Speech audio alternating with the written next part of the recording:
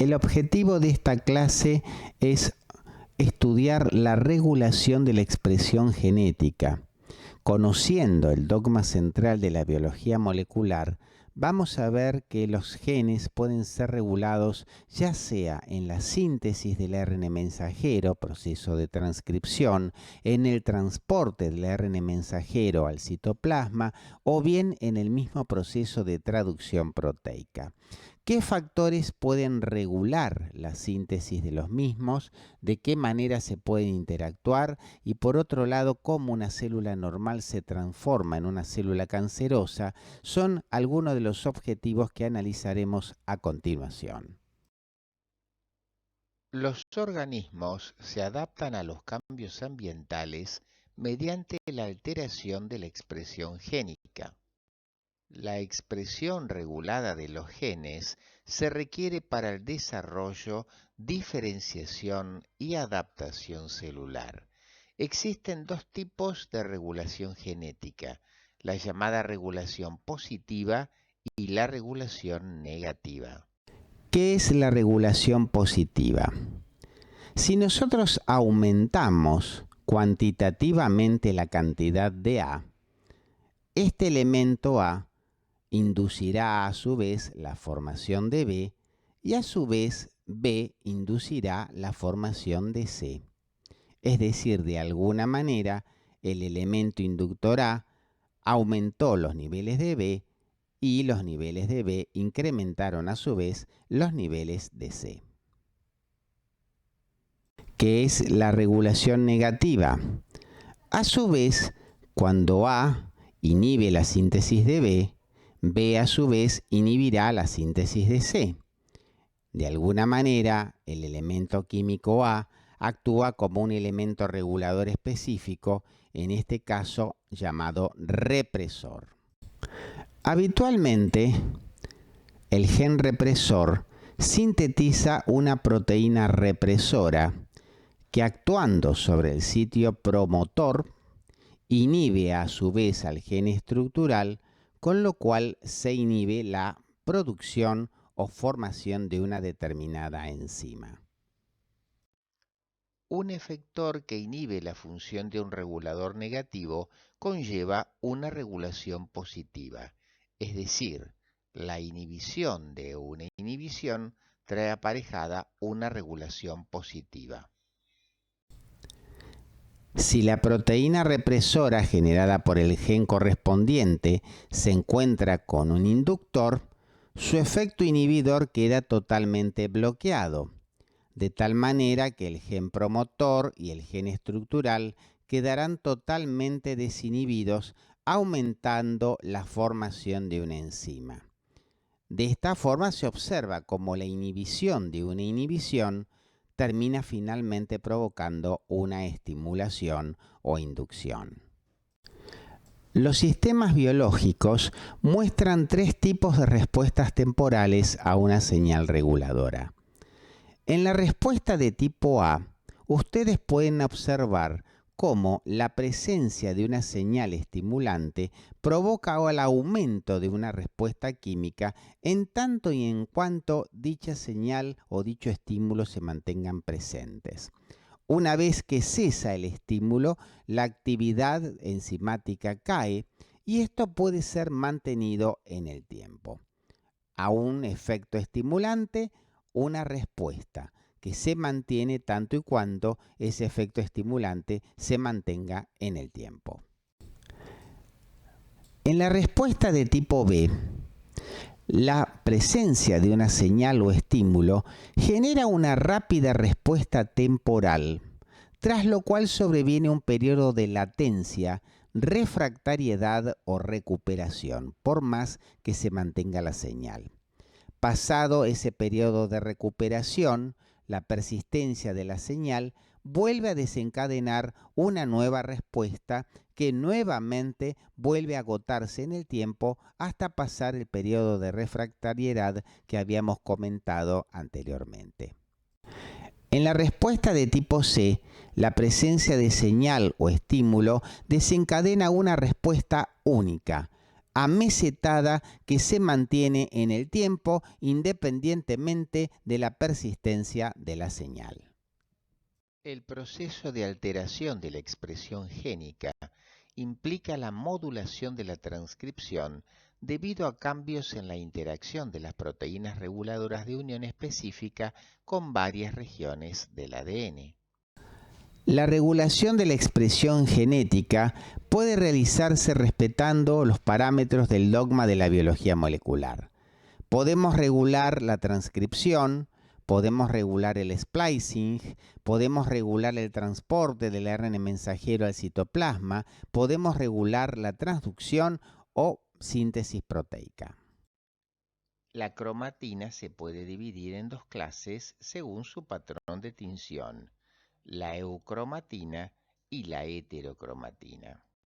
La eucromatina se tiñe suavemente y se corresponde con regiones del genoma que están disponibles para la transcripción, en tanto que la heterocromatina se tiñe intensamente y se corresponde con regiones del genoma que están densamente compactadas y que son inaccesibles para el aparato transcripcional. La compactación de la cromatina afecta la capacidad de unión de las enzimas y factores transcripcionales de genes específicos. Hay proteínas que reconocen secuencias específicas del ADN y una vez unidas transmiten la señal de descondensación de cerca de 10.000 pares de base correspondientes a un bucle de la cromatina. Las acetilaciones y desacetilaciones de histonas son modificaciones covalentes frecuentes en estos fenómenos de descompactación cromatínica. Un ejemplo típico ocurre en la acetilación de coactivadores involucrados en las transcripciones genéticas moduladas por las hormonas tiroideas. Las acetilaciones se producen en los residuos de lisina de los extremos aminoterminales de las histonas, reduciendo su carga positiva y por lo tanto su afinidad de unión al ADN cargado negativamente. Por su parte, la desacetilación de las histonas, mediadas por desacetilasas, provoca el efecto contrario, es decir, la recompactación de la cromatina. La metilación de restos de citosina en el ADN, especialmente en los sitios promotores, dificulta la transcripción. Por ejemplo, los genes de globina están más metilados en células no productoras de hemoglobina que en los propios eritroblastos. Las metilaciones del ADN se producen en secuencias específicamente reconocidas que generalmente se agrupan en islotes ricos en guanina y citosina, con frecuencia dentro o cerca de regiones reguladoras de la transcripción. Modificación del número y de la estructura de los genes. La eliminación total o parcial de genes impide la formación de ARN mensajero y de la proteína correspondiente. Por ejemplo, en los glóbulos rojos, una vez sintetizadas las proteínas estructurales y funcionales, la eliminación del núcleo en la etapa de eritroblasto ortocromático produce una célula incapaz de sintetizar toda otra proteína de novo, presentando un 90% del contenido proteico total como hemoglobina. Por otra parte, la presencia de genes en tándem implica la presencia de múltiples copias de un gen que aumentan la capacidad de producción de la proteína requerida en grandes cantidades. Es el caso de los genes codificantes de histonas y del ARN ribosomal 5S. La regulación génica se puede controlar también en función de la disponibilidad del ADN, incrementando el número de copias de un gen accesible. Este mecanismo de regulación se conoce como amplificación génica. Una forma de amplificación es la repetición sucesiva de la replicación de una secuencia específica del ADN. Las regulaciones pueden ser de tipo cis o trans. Cuando el elemento regulador transcripcional es parte de la cadena polinucleotídica donde se localiza el gen a regular, se denomina regulador cis. Se corresponden, en general, a secuencias especiales del ADN, ya sea de promotores o de enhancers.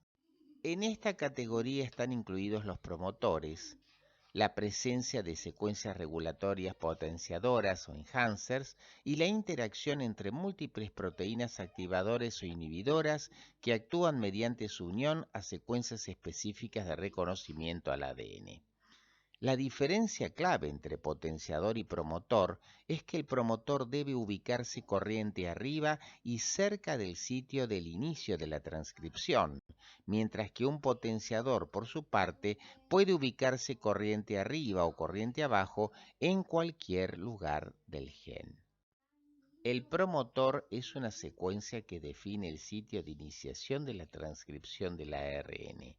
Los promotores más frecuentes son los de tipo CCAAT o TATA, denominados cajas por su alta conservación evolutiva.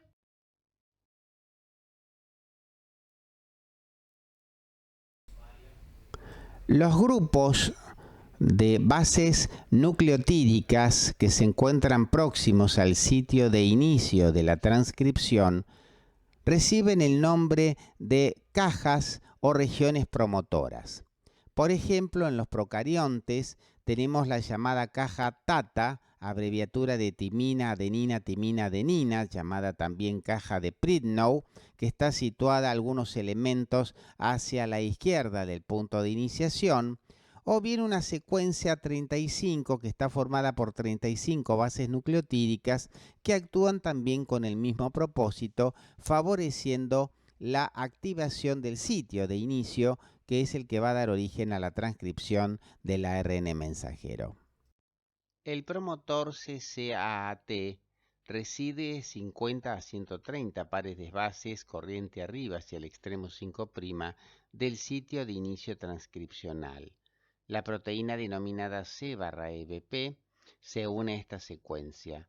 Otra secuencia regulatoria incluye también a la caja GC. Bien, los promotores están preferentemente localizados corriente arriba hacia el extremo 5' del inicio transcripcional. Algunos pueden ubicarse corriente abajo hacia el extremo 3' o bien ser de tipos intragénicos. El número y tipo de elementos regulatorios varían según cada ARN mensajero. Existen secuencias del ADN que pueden localizarse corriente abajo o corriente abajo del gen a regular y situadas a miles de pares de bases con respecto al promotor y al ADN sobre las cuales se ejercen las acciones activadoras. Estas secuencias se denominan secuencias potenciadoras o aumentadoras, enhancers en inglés.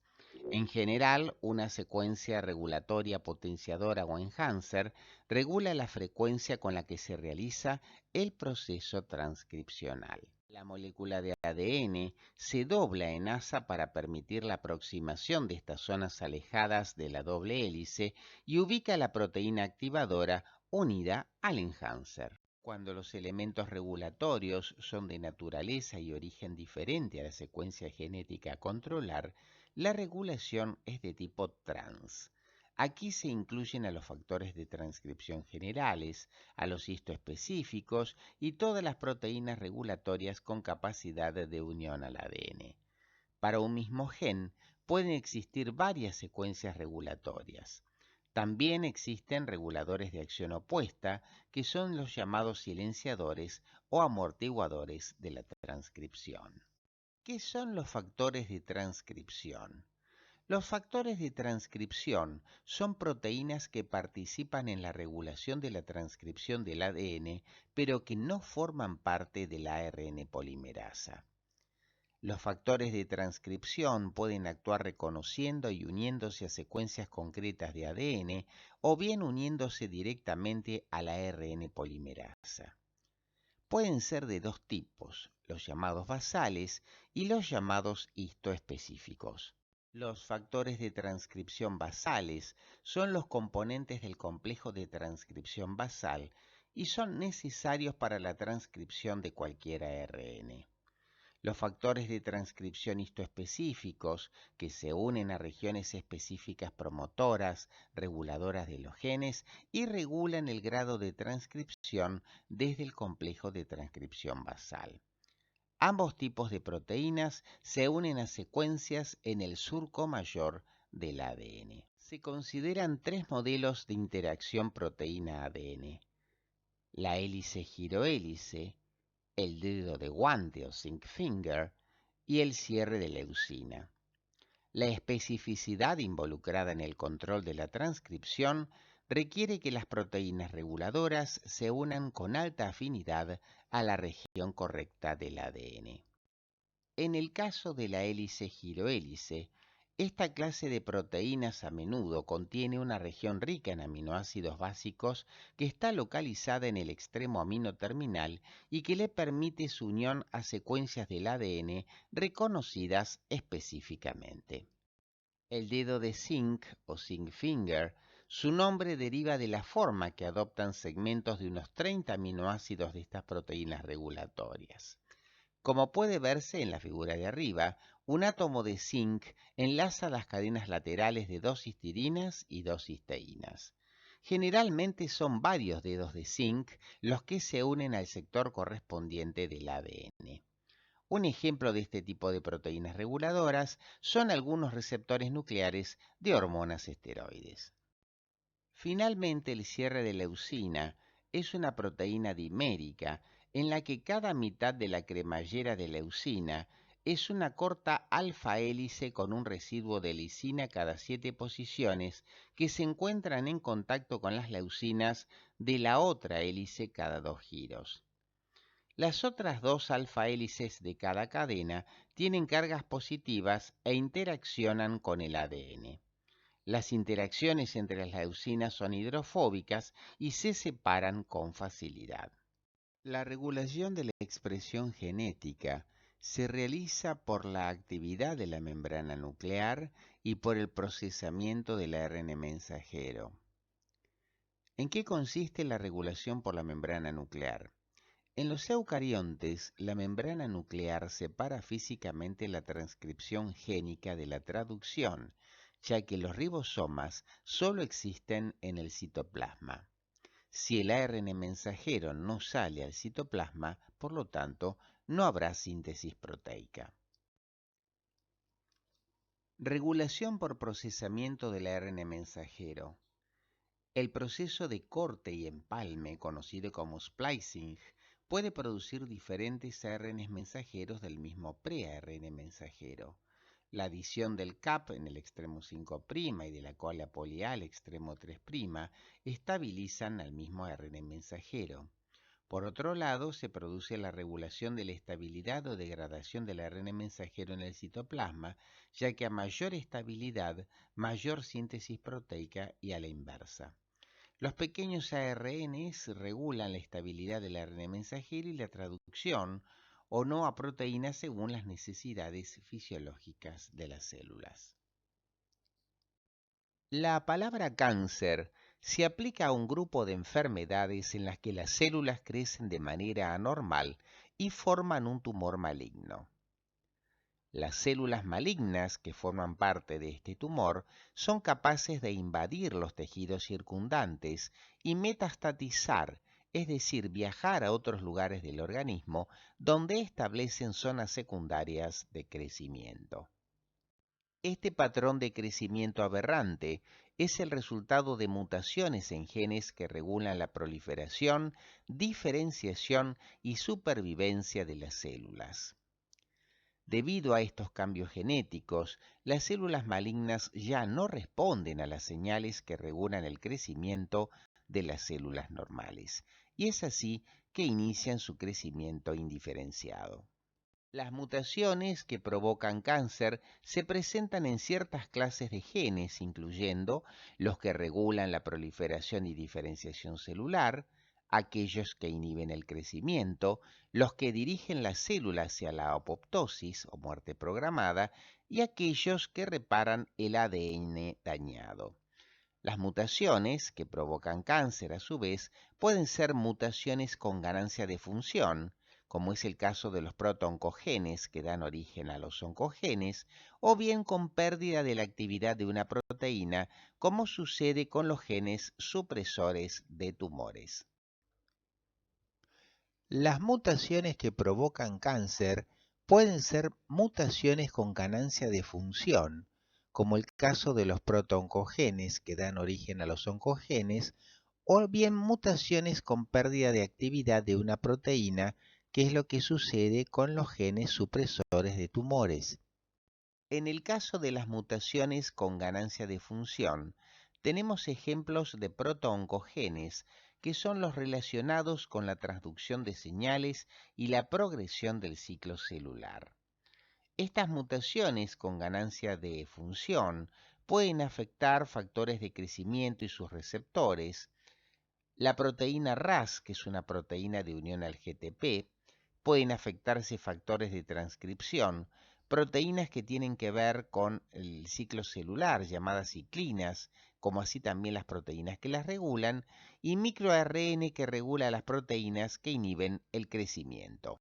Por su parte, las mutaciones con pérdida de la actividad de una proteína incluyen al P53, que es el que vigila el daño al ADN y detiene la progresión del ciclo celular hasta que el daño se haya reparado, las proteínas del gen retinoblastoma RB, el cual regula el cambio de fase de G1 a S, los reguladores del RAS y el microRN también, que regula señales que promueven el crecimiento. Los genes que contribuyen a la oncogénesis pueden ser de dos tipos, los llamados protooncogenes y los genes supresores de tumores. El protooncogen es un gen celular que normalmente codifica la síntesis de una proteína reguladora y que por un simple cambio de bases o mutación puede convertirse en oncogen, es decir, un gen capaz de provocar cáncer.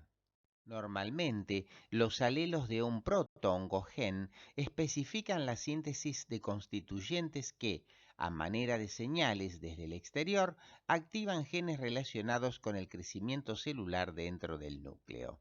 Por ejemplo, una proteína traductora de señales unida a la membrana.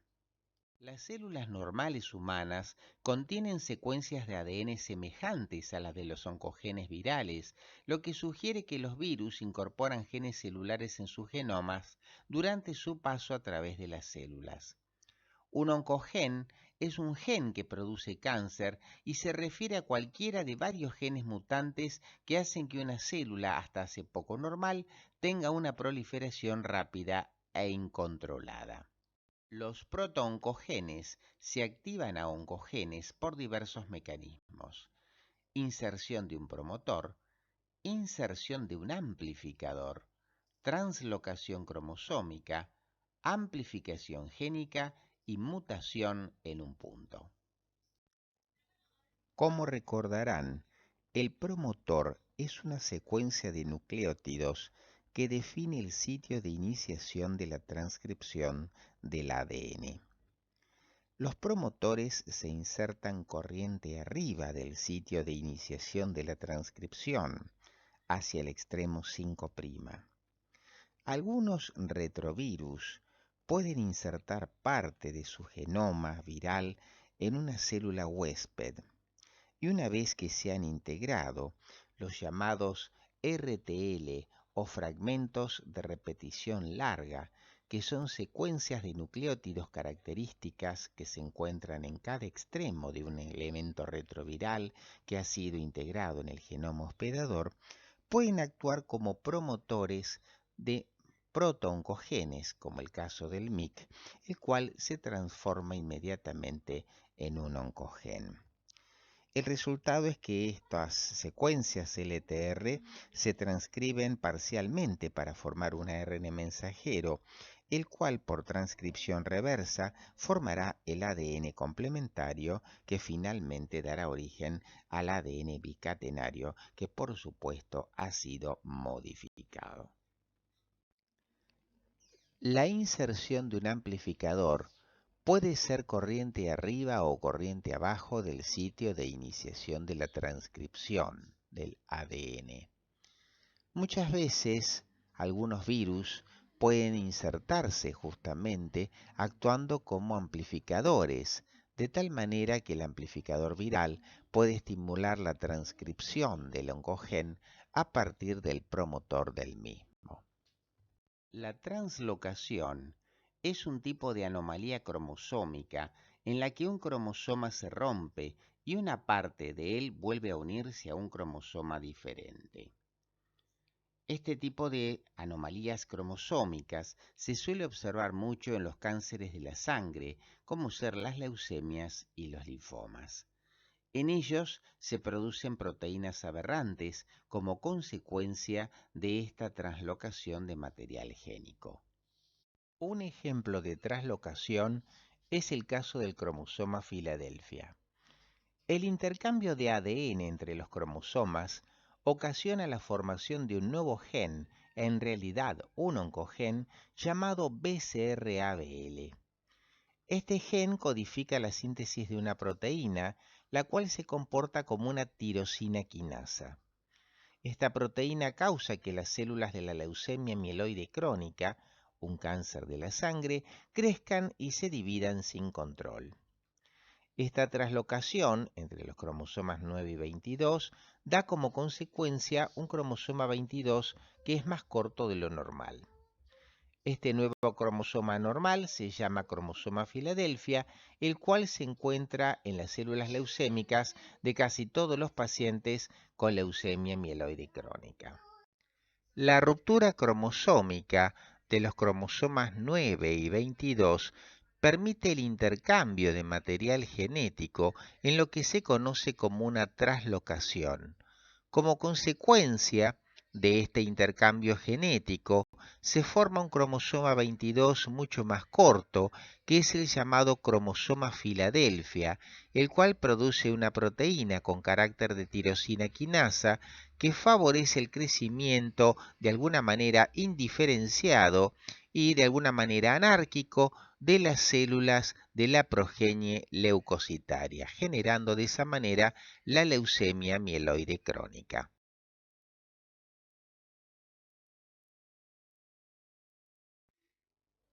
En esta diapositiva, ustedes pueden apreciar un modelo experimental de oncogénesis. En ambos casos, la aparición de un cáncer puede estar determinada por la activación de protooncogenes o bien por la disminución de la actividad de genes supresores de tumores o bien por ambas circunstancias. En el primer caso ustedes pueden ver como una mucosa colónica, ante una disminución de la actividad de genes supresores de tumores, va sufriendo modificaciones al comienzo sutiles, mínimos cambios, adenoma temprano, adenoma tardío y finalmente la degeneración en el cáncer de colon tal como lo conocemos. En el segundo caso, la infección por HPV va realizando modificaciones en la mucosa del cuello uterino, transformándola a la misma en lesiones escamosas intraepiteliales, llamadas SIL, al comienzo de bajo grado, LG-SIL, y posteriormente de alto grado, HG-SIL, que son de alguna manera la antesala en la aparición del cáncer de cuello uterino vinculado a la infección por el virus papiloma humano virus. Las modificaciones celulares generadas por el cáncer tienen su acción tanto sobre el núcleo como el citoplasma. A nivel del núcleo se produce la modificación de proteínas asociadas al ADN, modificaciones del ARN de transferencia y un patrón enzimático diferenciado. Por su parte, a nivel del citoplasma, se produce la síntesis y secreción de antígenos oncofetales, de otros antígenos asociados al tumor y también la producción de isoenzimas. Todas estas modificaciones traen como consecuencia la aparición de nuevos antígenos, la pérdida de otros que son importantes para el reconocimiento celular, la modificación de glucoproteínas, la modificación de la adhesividad y la pérdida de la inhibición de contacto, la modificación del transporte, alteraciones de la permeabilidad, modificación de la fagocitosis y alteración de enzimas superficiales. Retrovirus de ARN se han asociado con el desarrollo de cáncer en los seres humanos. En primer lugar, el HTLV1, en segundo lugar, el VIH y en tercer lugar, el virus de la hepatitis C. El HTLV1 produce una proteína llamada proteína TAX, que actúa como un coactivador transcripcional. TAX activa los protooncogenes celulares C-cis y C-fos, con lo cual altera los controles normales de la proliferación celular y lleva a la malignidad. Por lo tanto, TAX se comporta como un oncogen viral sin una contraparte en el genoma de la célula hospedadora. El resultado es la producción de un linfoma de células T. En el caso de la infección por el virus de la inmunodeficiencia humana, VIH, que causa el SIDA, también lleva al desarrollo de enfermedad neoplásica a través de varios mecanismos. Por un lado, la infección por VIH causa inmunodepresión, como consecuencia una pérdida de la supervivencia tumoral mediada por el sistema inmunológico, y los pacientes infectados con VIH generalmente tienen la capacidad de producir un factor de transcripción denominado proteína TAT. Esta proteína TAT activa la transcripción de los genes de las interleuquinas 6 y 10 en las células T infectadas.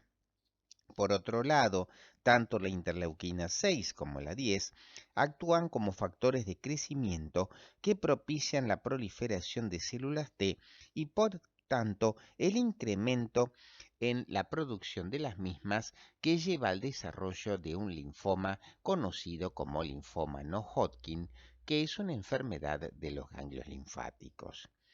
Por último, otro retrovirus, el virus de la hepatitis C, es capaz de producir hepatocarcinoma en sujetos infectados. La apoptosis es la muerte celular programada que lleva a la destrucción de células dañadas que no se pueden reparar. Consta de 3 fases. Una fase de inicio, desencadenada por señales externas o la liberación mitocondrial del citocromo C1, una fase de integración de la señal y finalmente una fase de muerte o ejecución.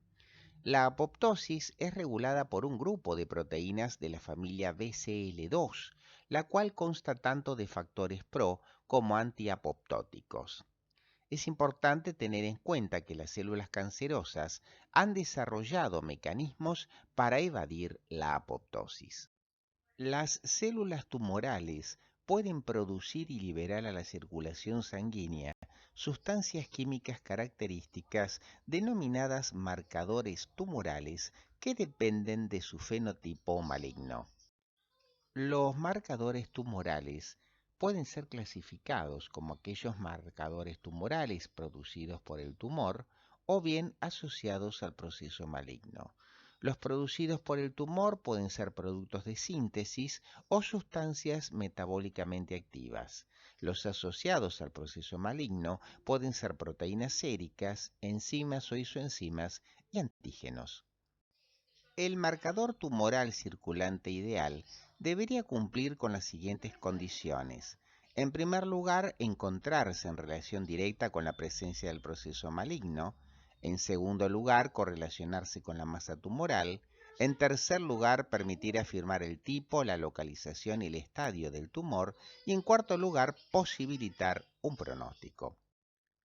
Utilizando métodos físicos de diagnóstico, pueden detectarse tumores que ya han alcanzado 1 centímetro y que tienen una población de células de 10 a la novena. mientras que con la utilización de métodos inmunológicos in vitro puede comprobarse la existencia de 10 a la sexta células. La alfa-fetoproteína es una glucoproteína de peso molecular 70.000 que se sintetiza en el hígado fetal y pasa al suero materno a través del líquido amniótico. Su elevación aparece en el hepatocarcinoma, secundario a patologías como la cirrosis hepática, por ejemplo, y en los tumores de células germinales. Dentro de los marcadores tumorales tenemos el antígeno carcino embrionario, o sea, que es una glucoproteína de peso molecular 180.000. Durante el desarrollo embrionario es sintetizada en el tracto gastrointestinal y en el páncreas y de allí pasa a la circulación general. Su secreción aumenta fundamentalmente en el cáncer del colon, del recto, estómago, páncreas, hígado, mama, ovario y bronquio, pero fundamentalmente en el cáncer de colon. El antígeno carcino embrionario, SEA, también puede aparecer aumentado en patologías benignas como la colitis ulcerosa, las hepatitis, los procesos inflamatorios, la cirrosis y en grandes fumadores. Por eso no es un marcador útil para el screening ni para el diagnóstico, ya que solamente el 40 al 80% de los pacientes con tumores productores de SEA presentan valores elevados.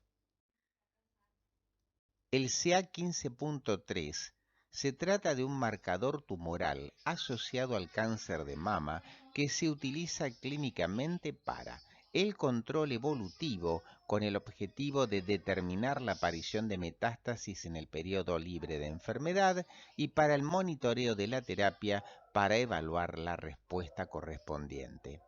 El CA125 es un marcador tumoral asociado al cáncer de ovario y puede detectarse en el 80% de los casos.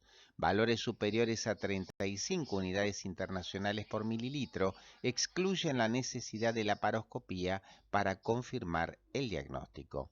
El CA19.9 se asocia al carcinoma del tracto gastrointestinal, páncreas, estómago, colon y recto. Su determinación es útil tanto para el diagnóstico como para el seguimiento. La palabra cáncer tiene su origen en el griego carkinos, que significa cangrejo, que a su vez proviene de carcá, cangrejo en sánscrito, y de su raíz car, que significa duro. Fueron los griegos los primeros en denominar a los tumores y otras lesiones ulcerosas como carquinos. Además de este idioma, también derivan otras palabras como carcinoma, ya que el sufijo oma indica tumor. Carcinoma, de hecho, significa tumor duro o maligno. Los propios Hipócrates y Galeno, dos grandes médicos de la historia clásica, nombraban en sus escritos los tumores como carquinos. Dioscórides, más adelante, los menciona como carquinomas. Del griego la palabra pasó al latín y del latín se difundió hasta llegar a nuestros días. Desde ya, muchas gracias por la atención dispensada.